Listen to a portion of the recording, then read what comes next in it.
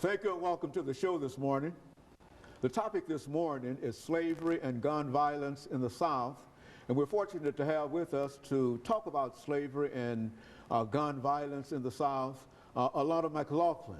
Alana, let me welcome you to the show this morning and tell you how delighted we are to have you with the beginning of a new season here with us. And you've been with us almost 2 seasons now and given us quite a bit of information. And what we'd like to talk about today, Alana, before we get into slavery and gun violence in the South, let's have you to give us some information about your background, your education, and some of the things that were important in terms of leading you to us this morning, and then we'll get into the topic this morning, slavery and gun violence in the South.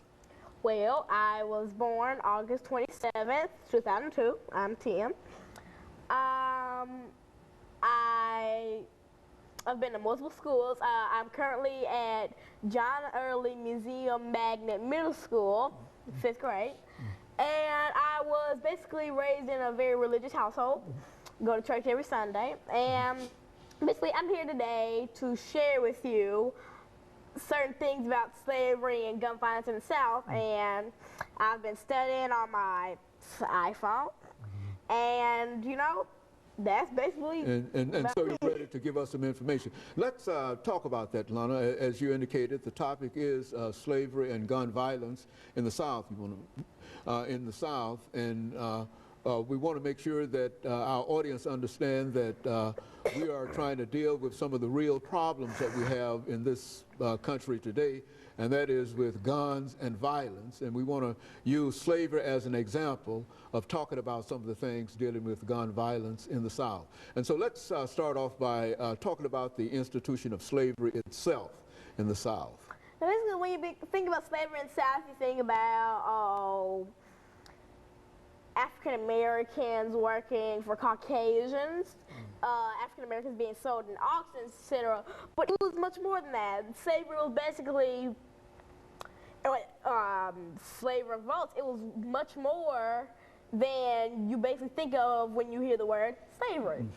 Now, when most people think of, it's just like the regular stuff, you know, get beaten, etc., mistreated, but it was so much more than that.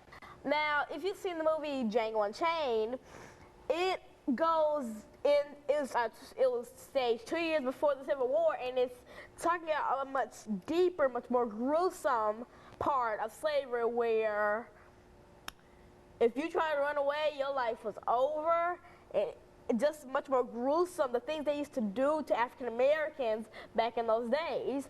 And basically, yeah.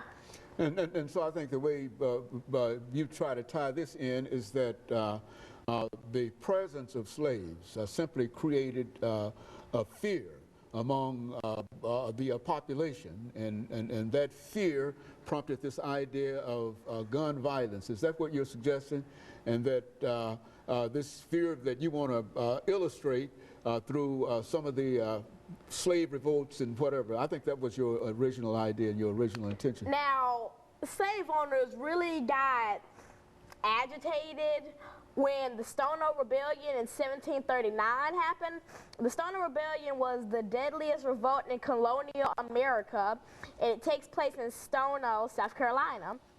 Armed slaves started marching to Florida towards freedom, but the insurrection is put down and at least 20 whites and more than 40 blacks are killed. Now, this is one of the insurrections and rebellions that we talk about. And of course, this kind of activity, you're saying, created a real fear among the population in terms of these rebellions, and therefore there seemed to have been a need for firearms and a need for protection. And so when you talk about slave violence and guns in the South, is that what you're suggesting?